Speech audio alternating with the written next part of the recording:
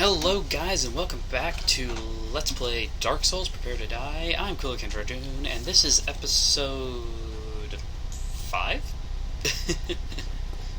I believe.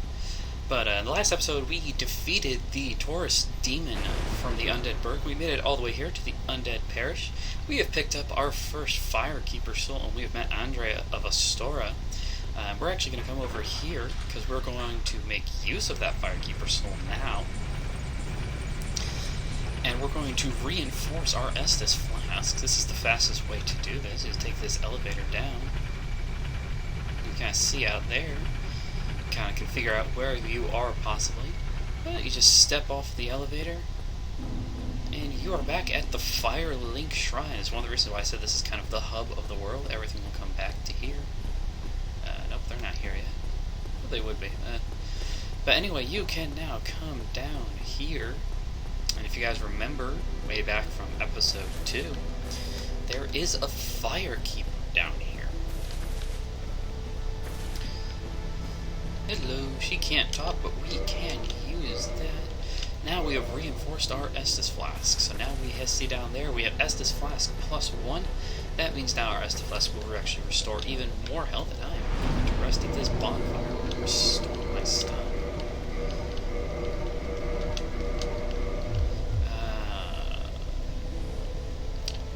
Souls I need 1,200 more souls to level up. I'm gonna take a look here. 9, 4, 1, 1. Yeah, I think I do have enough. I'm going to use some of these, see if I can get myself again. Well, that did more than I thought it would. Alright, then I shouldn't really need. This one should do it. I believe this should be 800. Yep. Alright. Give me that. That means now I have 24 strength. And that means I can now use my Zweihander effectively with one hand. So now I finally get my shield. We don't no longer have to use the katana. Katanas are very nice to have though, because they do cause bleed damage. If you hit people hard enough, they will bleed out, cause more damage. But there is something else you do want to try to get here that I kind of want to try and get in this episode. And it's going to take a little bit of trickery on my part. Okay, good, I did get there. You can kind of see it. It's over there, that item. We could not actually get to that item earlier. This is not... I don't like this part, guys. I don't. Come on, come on. Alright, I made it. And then you come on up here, you can see over there already, that is the crow that actually brought us to the Firelink Shrine, to Lordran. And now you have to come up here. You do have to kind of be careful. I don't need to go up there just yet, I need to go down there. So just go ahead and... Okay, good. I was afraid I lost it. The Undead Asylum, 2nd floor, West Key. This is actually, guys, if you remember, way back from episode 1, the Hollow Swordsman, who was on the other side. He was by a gate. That is the key to that gate, and we are going to want that. We aren't going to need to use it just yet, but that is something I did want to try and get since I was already here. Oh, I expected that to hurt me. I didn't expect to do that. Alright, so now we can go back to the Undead Parish. Rise, my son, rise. Alright, so now we're on our way back up to the Undead Parish. We can now use our Zweihander with one hand, making it much, much better. Let's see, we have 130 attack plus 45. So now we no longer have to switch back and forth between our katana and the Zweihander, because now I can just smash things, smashy. You shouldn't get over here that fast. Sit down. Sit in the presence of my greatness.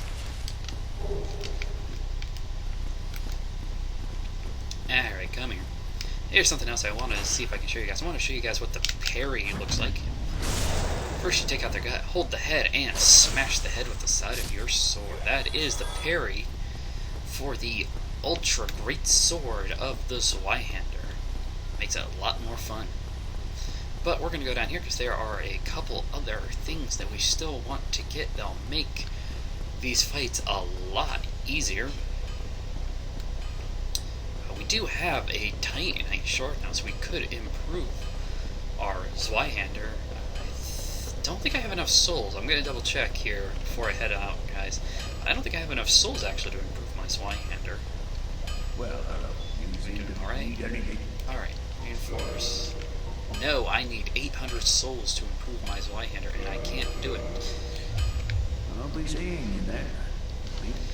Improving the weapons will actually improve the overall damage output. We're going to run past this guy because he's a pain in the butt to fight, to melee. Improving the weapons will improve their physical damage output, or if they have a magical property, you can improve that. Sometimes it even improves their ranking bonus. We won't get that for the Zweihander, but for our bow we will. And you can die. That didn't actually kill him. And that didn't actually hit him. Oops. Not doing enough damage yet, I guess, I see. But these guys, usually they'll drop some stuff that we can find relatively useful. They'll drop some different moss that we can use to improve. Man. I can tell you guys, I am not actually used to not killing those guys with one hit.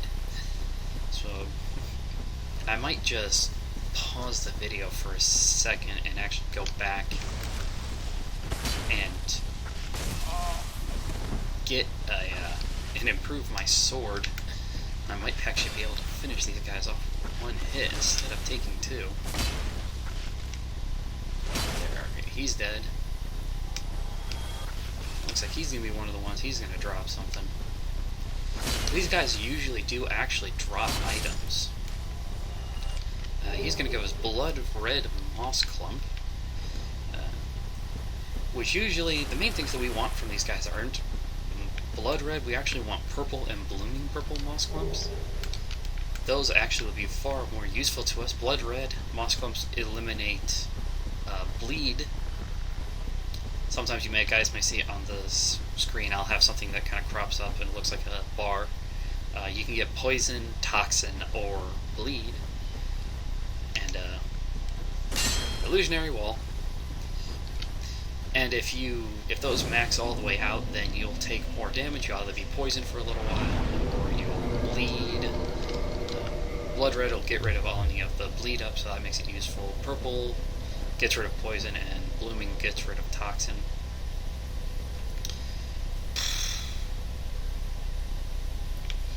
Alright, I said I'd do it, so I'm going to do it. We're going to go down here, because the next item that we kind of want is down here. We're not going to skip over the boss of the Undead Parish, but we are going to kind of put him on the back burner right now, just so we can get a couple more things that'll make the fight a little bit easier. Can I draw you guys out? They do have a ridiculous range. Since I'm not killing them in one hit, I do kind of want to. I do have to be a little bit more careful than I usually am fighting these guys. Okay, good. The number one thing you want is do not let them grab you. They've already tried to do that to me a couple times. Luckily, I've been hitting them each time. And you give me a purple, you're going to give me blood red. Does that mean you'll give me blooming? Nope, you're going to give me blood red as well. Now we can come down here and go in here. This is an optional area in all reality. You don't actually have to come down here at all throughout the game. But there are some things down here you want to do. There's actually an armor set down here that I will be using later in the game, just not yet. But I'm not going to get it yet because I'm not doing as much damage. And if you may notice, this tree actually moved. And what should happen, it hardly ever happens to me, is if I were to go around over there where there's actually a boss, this tree should actually move from where it's standing to over here to block it. But what I can do now is kill it. I can kill a tree, guys. I'm a horrible, horrible person. I am promoting deforestation. That's what it is. That's what all the environmentalists are going to be screaming. I'm promoting deforestation because I kill a tree. It's actually not going to be the only tree we can kill, but we can kill him. Die. Already. There we go. You're going to give me green blossoms. Green blossoms just help restore your stamina faster. And I can come down here. I remember the very first time I ever came through here, guys, I did not actually know that I could destroy that tree. And so, when I realized there was an area down here and I couldn't get to it, what I actually did is I actually dropped from up there by that bonfire. I actually just fell straight down to get to this area. It took a lot of damage, and I felt really, really stupid when I found out all I had to do was just hit a tree a couple times with my sword, and I was done. Alright, there's the second tree down. Those are the only two we need to take down. I'm gonna tell you guys, I'm not looking forward to fighting that. These little stone guys over here, usually they're not a huge problem for me, but because I now know I'm doing less damage than I normally do, these guys are going to be a pain in the rear, especially with all these little manatees following us around. Die. Oh, come on. The trees, man. The trees want revenge. Not letting me kill other things.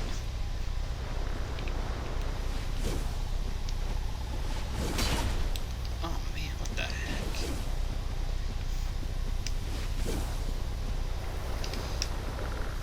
Maybe I shouldn't have come down here yet. Alright. Good. So far, good. Yeah, that usually happens in my game. You kill these guys and they just kind of glitch out. Alright, there he is. Okay, he's actually stuck, which I guess is useful for me. So now I can just kind of attack him at will. I'm going to pray that he doesn't use the spell that he has. Okay, good, he did. He gave me a chance to use it. These guys do have a very annoying spell that they can use that makes everything heavy. So you won't be able to dodge roll, you can actually barely move when they use it, and it becomes very, very hard to fight them. So we're going to head up here. There's actually another one of those guys up here. We're going to have to fight this guy too. I went too early. Sometimes you can hit them while they're standing up, and they'll do damage. And there's the spell. I don't want you to do that. You guys can now see I've got that circle around me. Alright, good, he's dead now. So I couldn't actually really move, but the item I wanted, is this will make things a lot easier for me, is this. The wolf ring. Finally. I finally get it. The wolf ring will increase my poise, so now I no longer flinch every single time I'm going to get hit. Now, instead of having 0, that ring actually will improve my poise by 40 points. It is one of the rings we will be using throughout the game. The little ring, actually, we'll be getting rid of that before too much time has passed, so we'll still have it for a while, but there's a different ring that will become even more useful for us in terms of actually fighting and getting around, so we don't have to worry about becoming overweight. No, I actually haven't talked to you guys about that yet. Yeah, throughout the game, all the items that you have that you wear, only items that you have equipped in these, slots, all your both weapon slots and all your armor slots, they all have a weight. And as you equip your items, the weight will change how certain things happen. So one of the main things is actually your dodge rolling. As you guys, I'm doing this right now. This is what we call mid-rolling in the game. But you also, if you look here at my equip load, I'm at 22.1 pounds out of 53. If I get too much higher, actually, I will start fat rolling, as we call it, which is basically you will smash the ground really hard, and it takes you a little while to get back up. And so you're not invulnerable during that entire time. I think the number of frames you're invulnerable on in all 3 rolls to start out with are actually the same. But mid-rolling is normal throughout the game, and it's not too bad. Fat rolling is, it takes like twice as long to get up, but you're still invulnerable to the same amount of time as you are when you mid-rolled. And the last one, light rolling, is you're practically basically just doing flips in the air. And so, best is light rolling, but it's really hard to do because you have to keep your equipped weight really super low to do that. And I can't do that for my build because I have quite a bit of... the equipment I like to use actually does weigh quite a bit, so I can't do that. Other people can, but I can't. So, we're going to come down this way, because there is another item down here that we kind of want to get. But before we even get down there, you might think that that little bright spot down there is an item. It's actually not. It's another one of those crystal beasts. So we do kind of want to catch up to him, make sure he can't run. I did not mean to do that, but that kind of worked. Hit him again, hit him. Yes, I got him. And he gave us 2 twinkling titanite and 2 large titanite shards. I haven't really shown you guys any of that kind of stuff yet. With different types of weapons sometimes require different ways to improve them. In this case, you kind of already seen, my sword only requires normal titanite to improve. My shield requires twinkling titanite to improve. And I may be improving that at one point, but that's not what I'm going to do right now. And there's what I really wanted long ago. Finally, I have that. That's the secondary weapon, and you also want to make sure that you equip arrows. So now what you can do is you pull this out, and I can shoot any arrows anywhere I want. There is a range capacity on the arrows, but you don't really have to worry too much about that. Alright, now we're down here. There are a couple of other things down here, but we'll get to those later in the game. We don't have the stats really to take them on. We barely have the stats, in my opinion, to stay in the Dark Reef Garden. So we'll be taking that kind of stuff on later. We should be a higher level by that point too. And hopefully we'll have a lot more stamina so we can actually swing our sword around more than once. So we're going to head our way back to the parish. Now we have enough souls to actually improve our sword. So we'll be improving that before the end of this episode. And back here, Dark Reef Garden. Almost human, Dark Reef Garden. Yeah, there's a lot of fun things in this game. A lot of nostalgia for me, personally. Excuse me. And up there, that is a very, very annoying monster to fight. That is, I think they're called Headless Titanite Demons. And you can kill them. I hate engaging Titanite Demons in hand-to-hand combat because they have a tendency to kind of jump around and do massive, massive amounts of damage. So, Well, okay. I don't like to do that. I usually like to try to take them on long range. It takes a little bit longer. But now we can finally improve our Y-hitter, not even just once, but twice. Now our Y-hitter does 156 damage base instead of the 130s. We've now improved it by 26 points. And if we take a look at it, we get an additional 57 points from our strength and dexterity. So now we have over 200 damage from our Y-hitter itself. And we're just going to rest up here at the moment. One last thing I do want to go ahead and do here before I end off the episode. You don't actually have to do this, but I like to go to it. Is run down here. This is an area we'll get to later in the game, but there is somebody down here we can talk to and get their storyline kind of started. He's sitting right over here.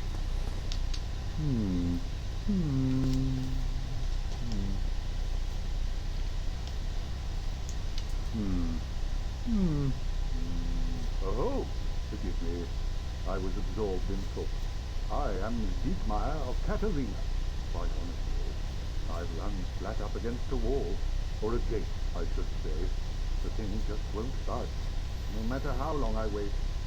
And oh, but I've waited. So here I sit, in quite a pickle, weighing my options, so to speak.